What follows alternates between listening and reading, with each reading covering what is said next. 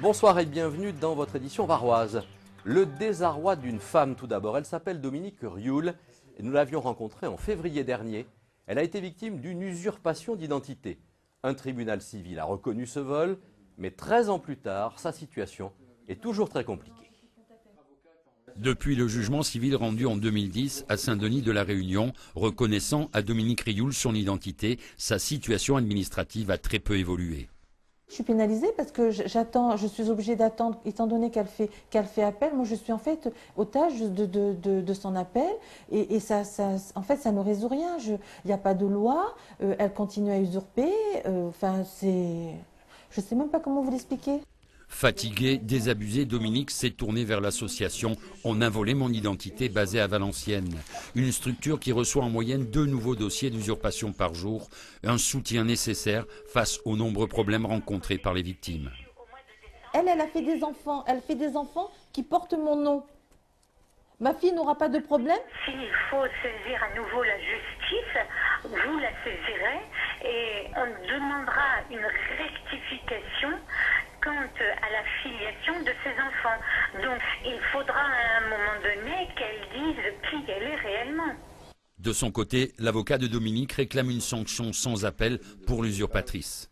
Tant qu'il n'y aura pas adéquation entre la sanction qui s'impose, c'est-à-dire à partir du moment où l'extranéité de la fausse Dominique Rioul aura été reconnue, qu'elle n'a pas la nationalité française, elle est en situation irrégulière. Cela fait maintenant plus de 15 ans qu'elle perçoit des allocations logement sous une fausse identité. Elle devra être expulsée.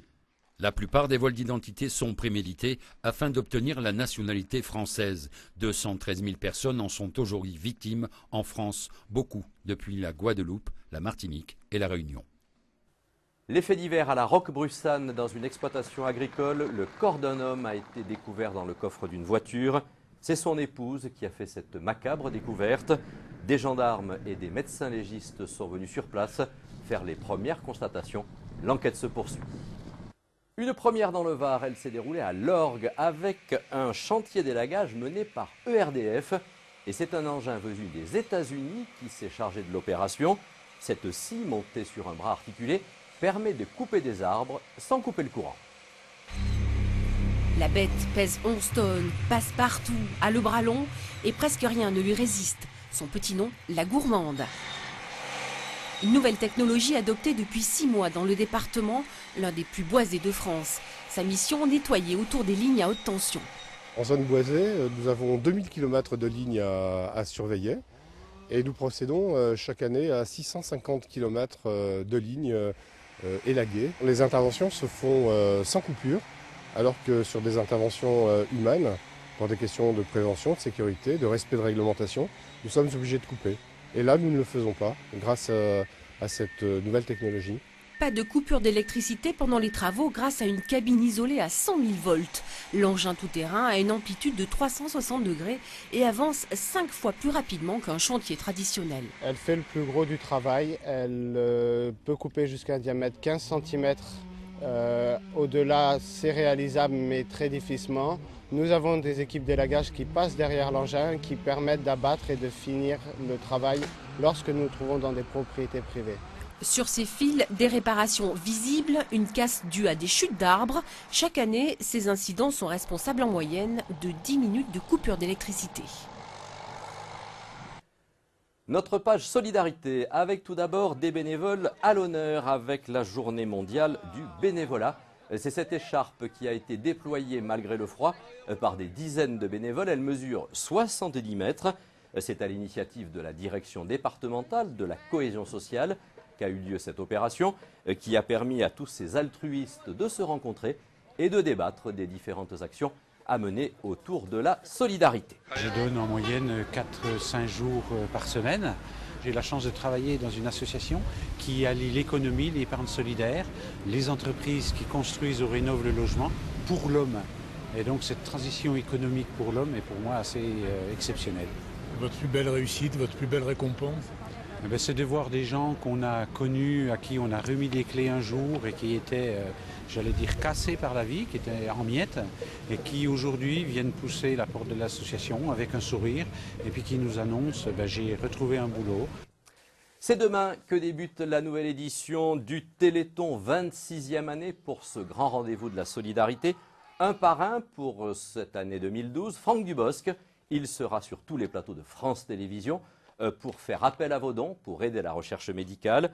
L'an dernier dans le Var, plus d'1,5 million d'euros avaient été recueillis grâce au travail des bénévoles sur le terrain qui organisent des manifestations sportives et festives.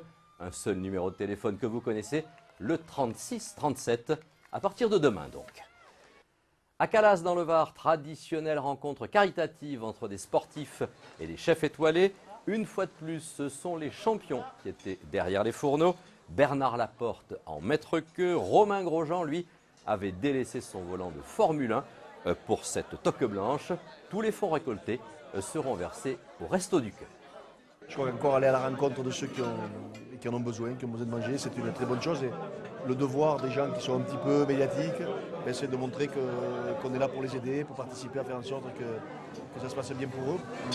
La cuisine, c'est une vraie passion. C'est vrai que c'est mon moyen de sortir un petit peu de la saison, des week-ends. Et puis après, j'ai la chance de rencontrer les chefs, de découvrir des nouvelles choses. Terminons cette édition avec quelques images d'une exposition à l'Hôtel des Arts de Toulon, l'automobile dans tous ses états, ou comment des artistes se réapproprient ce moyen de locomotion en le détournant de sa première fonction, décompression de César en passant par des accumulations d'Armand ou des dessins de Dubout. Vous avez jusqu'au 20 janvier pour découvrir cette exposition.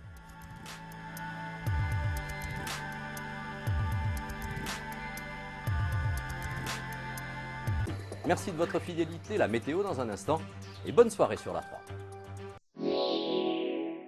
France 3, avec les hivernales de la Garde, vous présente la météo.